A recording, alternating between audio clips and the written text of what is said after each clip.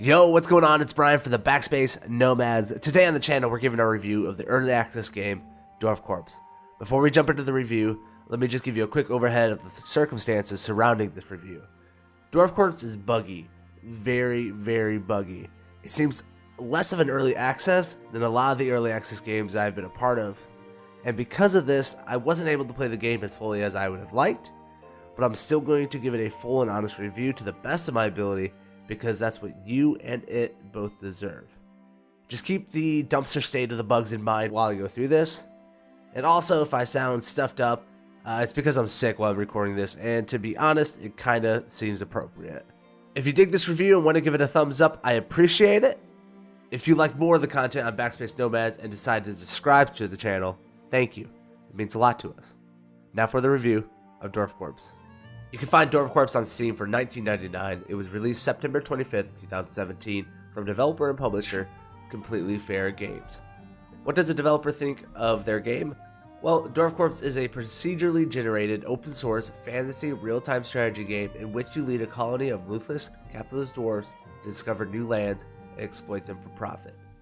Dig deep into the earth to discover rare gems and ores and send them back to the motherland in a balloon or a ship. Defend your colony with walls, traps, and mercenaries. Promote your employees for their good work or give them a slap if they get sloppy. Meet elves, goblins, momens, and demons, and much, much more. Design your company logo, color scheme, and watch your company grow. What does this actually mean in practice for the game? Well, it's kind of a mix of SimCity or City Skylines for all you edgelords out there. So SimCity meets Minecraft on a very, very small scale. You start the game by creating a company logo, which actually means you just pick a preset emblem, colors, and a flag shape.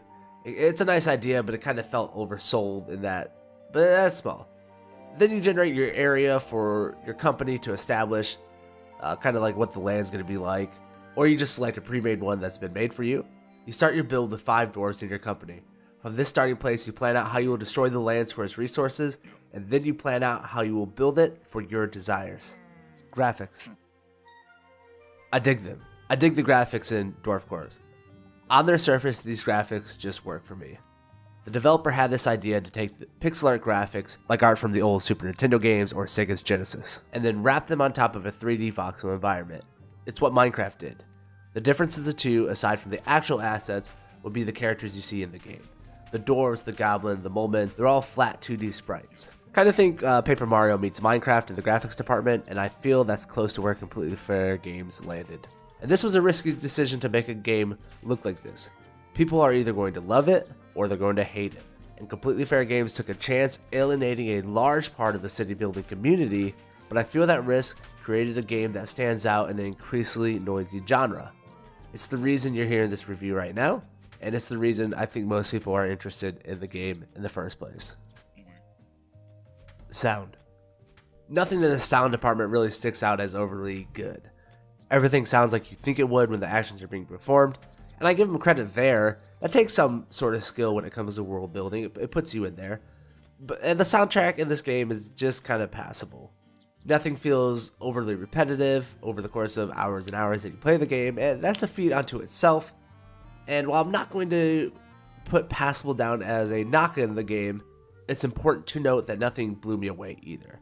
Well, one thing did. This. What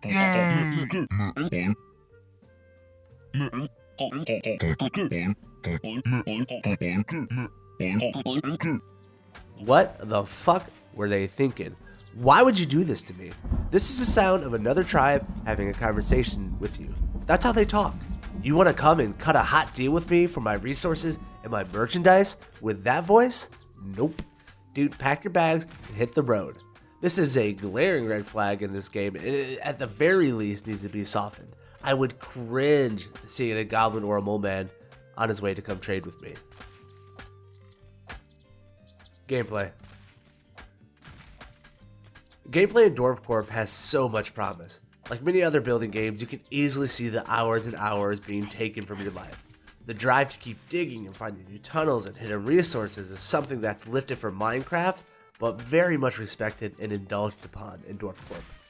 From the minute I loaded into a new map, I knew I had to clear a big square hole in the ground so I could scratch my desire to establish mining halls They are 3 blocks apart and just tunnel out for efficiency. The gameplay mechanic that I'm able to assign this work to my miner dwarves is just so goddamn fun. There is so much more planning and management to my ideas that I just kept going. It's amazing. Touching the building system is where we kind of throttle back on my love for what's going on in DwarfCorp in the gameplay department. The systems for building up and upgrading to the next level of materials or the items that I need, it just doesn't feel that satisfying. It doesn't feel deep. It might be, but it was very hard to get into because of how buggy this experience became. The bugs that you encounter sap the fun from this game and anything that you're doing inside of it, and at times just become game ending. Hiring new employees should be fun, but at times I couldn't control the employees that I hired. Building a new ladder or bed should be fun, but at times the build icon would just sit there, nothing telling me if it's bugged or if I'm just doing something wrong. I'm creating this great keep, and then the blocks become bugged graphically, and I can just see right through them and into the depths of the earth. It's just, I can't see my building. Sometimes I feel as if my playthrough is the one, and I love everything that I'm doing in it, and then a spider jumps on my ladder and bugs all my units out, and then it just starts killing them, and I have to stop my build. So, sometimes your fun is just bugged. Story.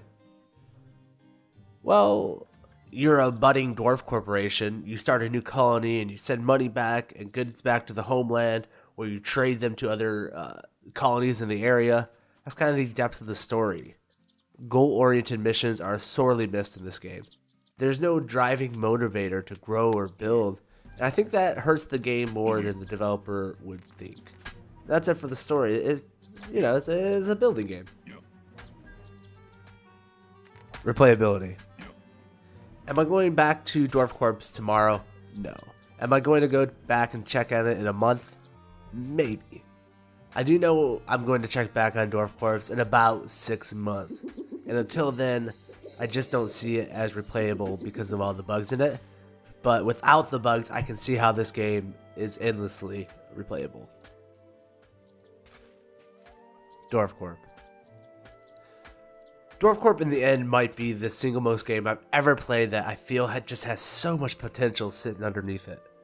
It seems like it knows what the player wants, and they have a vision, graphically and gameplay wise, that's going to fit that.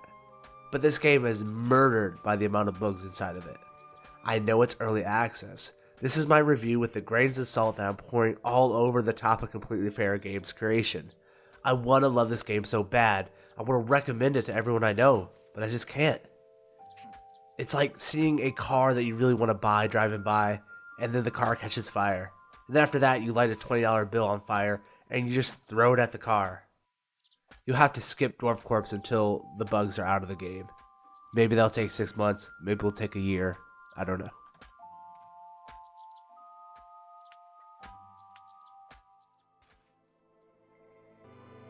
Thanks for checking out our review of DwarfCorps.